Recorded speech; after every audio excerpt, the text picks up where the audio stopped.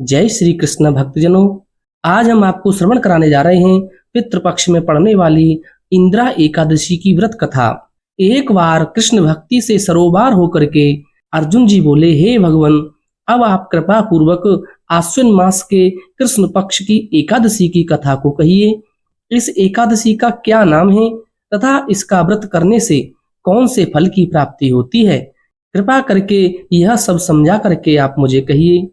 तब भगवान श्री कृष्ण बोले कि हे अर्जुन, आश्विन मास के कृष्ण पक्ष की एकादशी का नाम इंदिरा है। इस एकादशी का व्रत करने से समस्त पाप नष्ट हो जाते हैं, नरक में गए हुए पितरों का उद्धार भी हो जाता है। हे पार्थ, इस एकादशी की कथा के सुनने मात्र से ही मनुष्य को अनंत फल की प्राप्ति होती है। मैं कथा आपसे कहता हूँ, आप उस कथा को ध्यान पूर्वक श्रवण करिए। सतयुग में महस्मती नाम की नगरी में इंद्रसेन नाम का एक प्रतापी राजा राज्य किया करता था।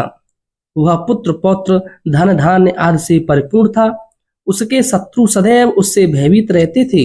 एक दिन राजा अपनी राज्य सभा में सुखपूर्वक विराजमान था कि महर्षि नारद जी वहां आ पहुंचे। नारद जी को देख करके राजा आसन से उठा, प्रणाम करके उन्हें सम्मान सहित आसन दिया गया। तब महर्षि नारद जी ने कहा कि हे राजन, आपके राज्य में सब कुशल से तो हैं। मैं आपकी धर्म परायणता देख करके अत्यंत प्रसन्न हूँ। राजा बोला, हे महर्षि, आपकी कृपा से मेरे राज्य में सब कुशल पूर्वक रहते हैं तथा आपकी कृपा से मेरे समस्त यज्ञ कर्म आदि सफल हो गए हैं। हे देव, अब आप कृपा करके यह बताएं कि आपका यह आगमन किस प्रयोजन से हुआ है? मैं आपकी क्या सेवा कर सकता हूँ? तब देवर्षि नारद जी बोले कि हे राजन, मुझे एक महान आश्चर्य हो रहा है कि एक समय जब मैं ब्रह्मलोक से यमलोक गया था, तब मैंने यमराज की सभा में तुम्हारे पिता को बैठे देखा था। तुम्हारा पिता महान ज्ञानी, दानी तथा धर्मात्मा था, मगर एकादशी की व्रत के बिगड़ जाने के कारण वह यमलोक को चला गया। तुम्हारे पिता ने तुम्हारे लिए एक संदेश भेजा है। तब राजा ने कहा कि हे प्रभु, संदेश क्या है ऋषिवर? कृपा करके यथाशीघ्र आप मुझे कहिए, मुझे बहुत उत्सुकता हो रही है। देवर्षि नारद जी कहने लगे कि आपके पिता ने कहा है कि आप मेरे पुत्र इंद्रसेन को, जो कि महस्मती नगरी का राजा है, आप उनके पास जाकर एक संदेश देने की कृपा करें कि मेरे किसी पूर्व जन्म के बुरे कर्म के कारण मुझे यह लोक प्राप्त हुआ है। यदि मेरा पुत्र आश्विन मास के कृष्ण पक्ष की इंदिरा एकादशी का व्रत करे और उस व्रत के फल को मुझे दे दे तो मेरी मुक्ति हो जाएगी। मैं भी इस लोक से छूट करके स्वर्ग लोक में वास करूंगा।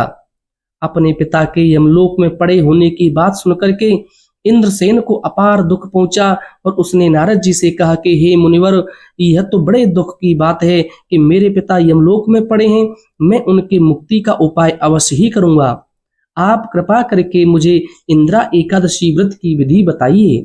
तब श्री नारद जी बोले कि हे राजन, आश्विन मास की कृष्ण पक्ष की दशमी के दिन प्रातः काल श्रद्धा सहित स्नान करना चाहिए। इसके पश्चात दोपहर को भी स्नान करना चाहिए। उस समय जल से निकल करके श्रद्धा पूर्वक पितरों का श्राद्ध करें और उस दिन एक समय भोजन करें। रात्रि को पृथ्वी पर ही शयन करें। दूसरे दिन अर्थात एकादशी वाले दिन नित्य कर्मों से निवृत्त होकर के स्नान आदि के पश्चात भक्ति पूर्वक व्रत को धारण करें और इस प्रकार संकल्प करें कि मैं आज निराहार ही रहूंगा और समस्त भोगों को मैं त्याग कर दूंगा। इसके पश्चात फिर मैं कल भोजन करूंगा। हे भगवान, आप मेरी रक्षा करने वाले हैं, आप मेरे व्रत को संपूर्ण कराइए। इस प्रकार आचरण करके दोपहर को शालिग्राम जी की मूर्ति को स्थापित करें और ब्राह्मण को बुला करके भोजन कराएं, बाद में दक्षिणा दें।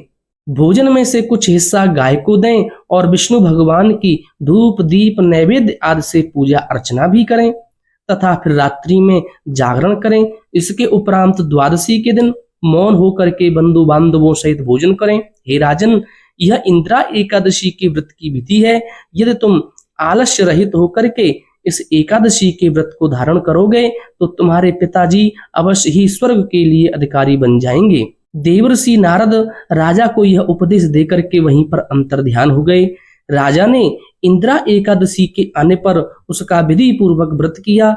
बंधु बांधव सहित इस व्रत के करने से वह आकाश से पुष्पों की वर्षा होने लगी और राजा का पिता यमलोक से रथ पर चढ़ करके स्वर्ग लोक की ओर चला गया। राजा इंद्रसेन भी इस एकादशी के प्रभाव से इस लोक में अनेक प्रकार के सुख भोग करके अंत में स्वर्ग लोक को गया। तब भगवान श्री कृष्ण कहने लगे, हे जनार्दन अर्जुन, यह मैंने तुम्हारे सामने इंदिरा एकादशी का महात्म वर्णन किया है। इस कथा के पढ़ने व सुनने मात्र से ही जीव के समस्त पाप नष्ट हो जाते हैं और अंत में मनुष्य स्वर्ग लोक के अधिकारी हो जाते हैं और जाकर के वह वास भी करते हैं। बोलिए श्री विष्णु भगवान की जय। अब इस कथा का जो सार है वह क्या है? मनुष्य को चाहिए कि वह जो भी संकल्प करें उसे तन मन धन से पूरा करें।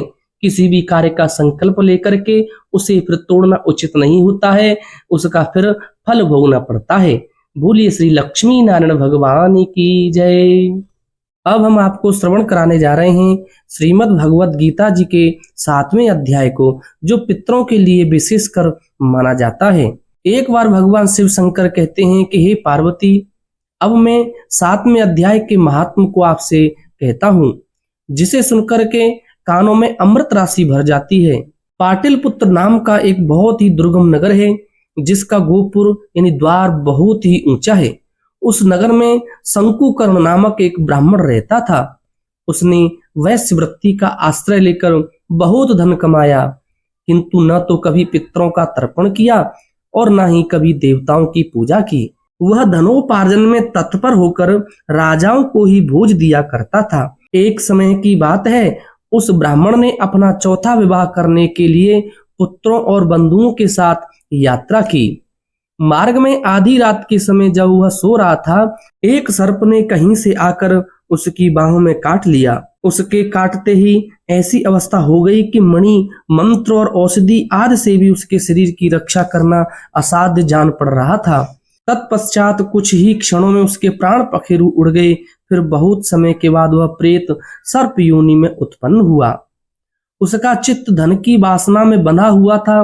उसने पूर्व वृत्तांत को स्मरण करते हुए सोचा, मैंने जो घर के बाहर करोड़ों की संख्या में अपना धन गाड़ रखा है, उसके इन पुत्रों को वंचित करके स्वयं ही उसकी रक्षा करूंगा। एक दिन सांप की योनि से पीड़ित होकर पिता ने स्वप्न में अपने पुत्र के समक्ष आकर अपना मनोभाव बतलाया। उनमें से मझला पुत्र कुदाल हाथ में लिए घर से निकला और जहां उसके पिता सर्प योनि धारण करके रहते थे, उस स्थान पर गया। यद्यपि उसे धन के स्थान का ठीक ठीक पता नहीं था, तो भी उसने चिन्हों से उसका ठीक निश्चय कर लिया और लोभ बुद्धि से वहां पहुंचकर बांबी को खोदना प्रारंभ कर दिया। तब उस बांबी से बड़ा भयानक सांप प्रकट हुआ और बोला, ओ मूढ़, तू कौन है? यहाँ किस लिए आया है? क्यों बिल खोद रहा है? अथवा किसने तुझे भेजा है? ये सारी बातें मेरे सामने बता। पुत्र बोला, मैं आपका पुत्र हूँ, मेरा नाम शिव है। मैं रात्रि में देखे हुए स्वप्न से विस्मित होकर यहाँ स्वर्ण लेने के कौतूहल से आया हूँ। पुत्र की यह वाणी सुनकर वह सांप हंसता हुआ उच्च स्वर से इस प्रकार स्पष्ट वचन बोलते हुए कहने लगा, यदि तू मेरा पुत्र है तो मुझे शीघ्र ही बंधन से मुक्त कर दे। मैं पूर्व जन्म के गाड़े हुए धन के लिए सर्प योनि में उत्पन्न हुआ हूँ। पुत्र ने पूछा, पिताजी, आपकी मुक्ति कैसे होगी? इसका उपाय मुझे बताइए, क्योंकि मैं इस रात में सब लोगों को छोड़कर आपके पास आया हूँ। पिता ने कहा, बेटा, गीता जी के अमृत में 7वें अध्याय को छोड़कर मुझे मुक्त करने में तीर्थ, दान, तप और यज्ञ भी सर्वथा समर्थ नहीं है। केवल गीता जी का 7वां अध्याय ही प्राणियों के जरा मृत्यु आदि दुखों को दूर करने वाला है। हे पुत्र, मेरे श्राद्ध के दिन 7वें अध्याय का पाठ करने वाले ब्राह्मणों को श्रद्धा पूर्वक भोजन कराओ, इससे निसंदेह मेरी मुक्ति हो जाएगी। हे वत्स, अपनी शक्ति के अनुसार पूर्ण श्रद्धा के साथ वेद विद्या में प्रवीण अन्य ब्राह्मणों को भी भोजन कराना। सर्प योनि में पड़े हुए पिता के ये वचन सुनकर सभी पुत्रों ने उसकी आज्ञा के अनुसार तथा उससे भी अधिक किया।